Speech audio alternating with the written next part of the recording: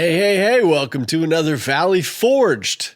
Today we're talking about something very near and dear to my heart, which is craft shows, maker fairs, farmers markets, just getting out there with the people and, showing them your wares and putting yourself out there. And it's really, really exciting, really fun to do. I so much prefer it to online sales.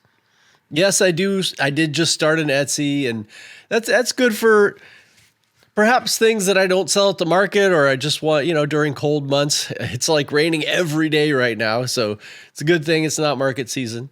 But I really wanted to pass on the tips and tricks that I know and that I've found for doing these markets. Now, not only have I sold in many of these markets, I've also started my own market, and I've also taught other people how to sell in markets. So I kind of have a full range of things going on, and I look at it from multiple perspectives. So I'm going to be doing lots of series on this. So I'm just going to give some basic ones in this video, and write your comments, but I'll be adding way more to it. And that's why the first thing I'm going to say is make a checklist. Start one. Just start one that's going to be your permanent checklist for when you do the show, that you can look way out. Now, ultimately, Christmas is the prize.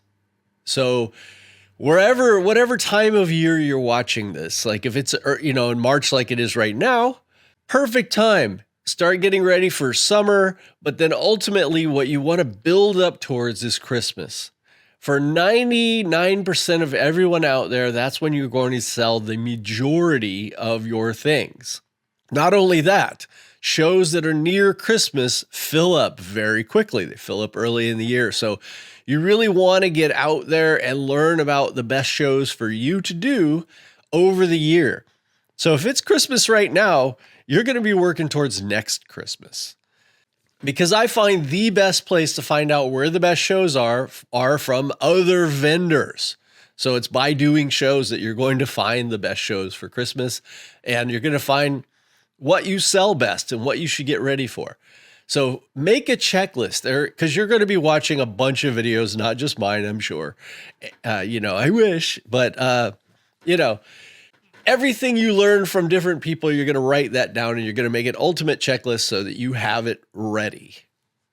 Now, I primarily do my work on lasers, and that's for a very good reason, because you can make so much for craft shows on a laser. And I'm not just talking about the products.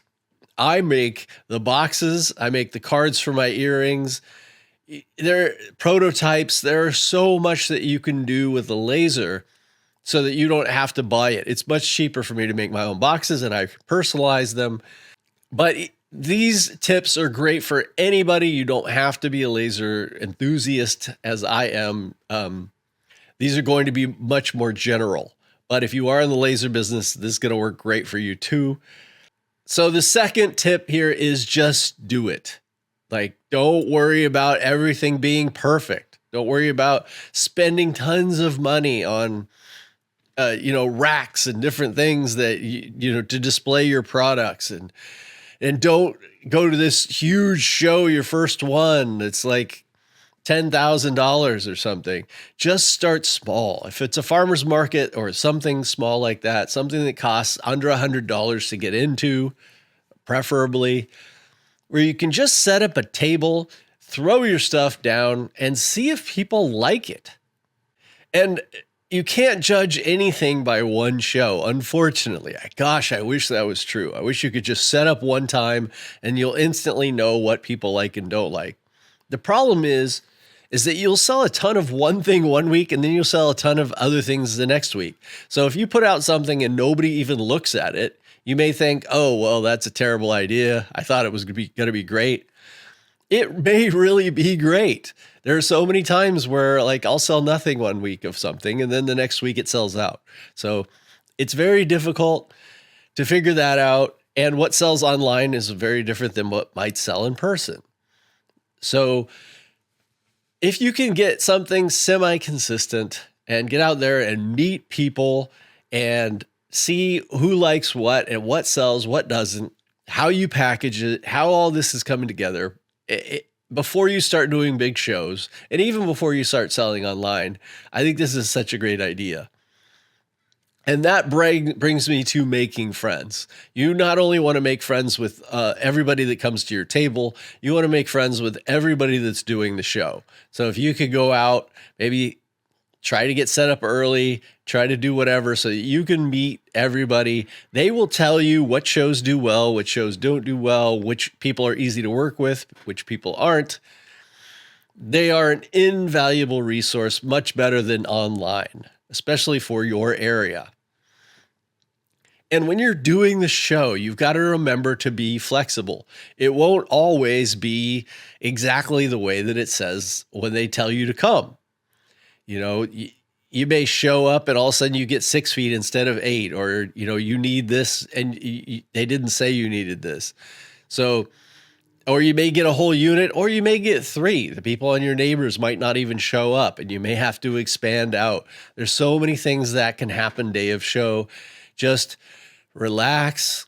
That's why you're keeping this inexpensive, and that's why you're keeping it basic, is because you're going to be flexible at first and just try to go with the flow and try to learn about how things work. The next tip I'm going to say is have a sales section. There are a lot of people out there who will never come to your table unless they see the word sale. It's as old as Adam, but it works. So I always have a box of sale items. It's usually the stuff that just didn't come out quite perfect, and I just throw it in a pile. And then when it comes to the show, I just sell it off real cheap. It will get people over to your table. Not just the people who don't buy a lot. There are a lot of women, I would say in general, that will instantly come to your table for the sale. They'll go through the sale rack, but as they're doing that, they will look at all your other stuff, and many times they will buy both sales stuff and non-sale stuff. So a sale, it helps you, and I think it helps bring in the customers as well. And, if you can be working on something at your table, showing, or just have some of the things that you use to work on things, I think that's very helpful. I'm going to get into that in probably another video, because there's a lot of things about, the chair you sit on and how you work. And this is a much more elaborate thing that's more advanced, because at first you just bring a folding chair and go out and just do it. What you're using the farmer, this local markets or the easy ones, is just to hone your craft and your skills, and you're going to get better at what you do. Your items are going to get better the more that you make them, and the more that they sell, the more fun it's going to get. So just do that. I also advise, especially those working on laser stuff, a customizable section, showing the things that you can make, right? That are maybe customizable. People shop from the aisle. And that goes along with the thing that I said about having a sale product. But a lot of people aren't going to come up to your table. They're going to look at it from afar, because there's a lot of aggressive salespeople out there. And you probably might even feel the same way. You go to a market and you're kind of like, I don't want to be like inundated with this person. I don't want them jumping all over me trying to get me to sell. And so I'm just going to stay at a distance. And if there's something I want, I'm going to go over to that table. Well, if you use that mentality, this is a great way to plan your table out, is to have something that is going to bring people in, right? And that's what I'm going to get into what your marketing mix is. You've got a sales section. Then specifically, you have something expensive that draws people in. It's going to be larger. And so I give the example a lot of, say, gaming supplies. This is something I've done in the past, all about gamers and gaming supply. So say you've got coasters that are gaming, and you've got dice and dice racks and different things like that. Well, none of those people are going to see from far away. So how do you get people over? And I mentioned you make this 20-sided dice, that lights up and is very big. Now you put that on a pedestal or something to where people can see it. Every person that is into gaming, when they see that, will instantly be attracted. And then they will come over and look at your stuff. You're going to get so many more sales. So use that for whatever it is you make. Say you make earrings. Maybe you make a huge version of your earrings and hang them so that people can see them from far away. If you know this is the thing that your average customer is going to be drawn to, make sure that is observable. And then you want to have stuff in, the $5 to $20 range that they can buy. And I've said many times, if you're selling the thing that they like, a lot of times they just want to support you.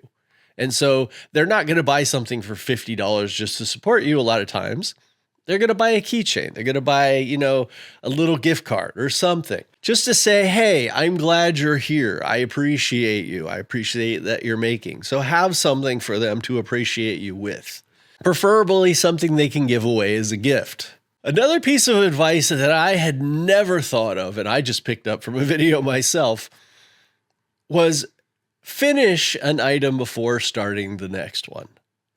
That may work for some of you more than others, but it really, really worked for me because I make so many things and I get excited and I'll go from one thing to the next before the last one's finished. Or I may finish the item, but I don't know how it's going to be packaged. I don't know how it's going to be put away, ready to sell.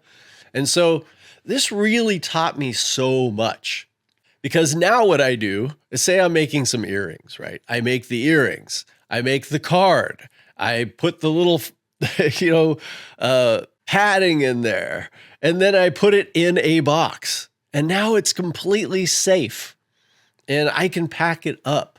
And I can display it and it's ready to be sold. And there's nothing more I need to do with that item. And there's a peace of mind with that, knowing, hey, this is ready. So that may work for some of you more than others, but if you're out there, you probably know what I mean. Leave a comment below if that one totally hits you.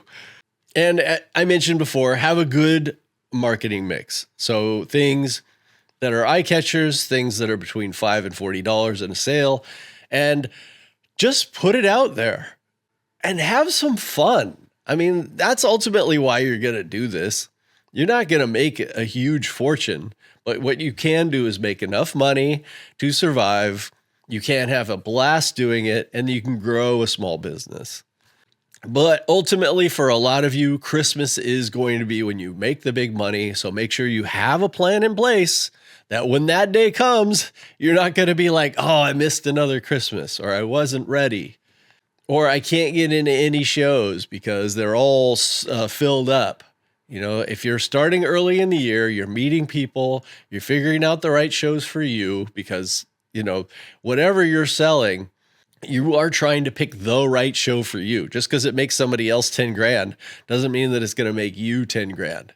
I mean, if you're going to some, floral art show, gaming supplies may not work there. You got to think about these things. So I could go on and on literally for hours and hours and hours. And hopefully after I make a few of these videos, we'll do a Q&A live session. But those are some good basic tips. And leave what you think below and what you've learned. I really want to pass all this on to everyone. I think that getting out there and meeting people and creating a community, and maybe you're going to eventually start your own market, because I think this is so necessary right now. And we create this maker community and these people who care about local goods. And I see it as just such a huge win-win for everyone. And you can get in connection with your local makerspace. You can get in connection with your local city or just some people who care about your city. And, again, this is a win-win for everybody. So I hope you enjoyed the video and I hope that I get to make way more of these for you. So see you in the next one. Love y'all.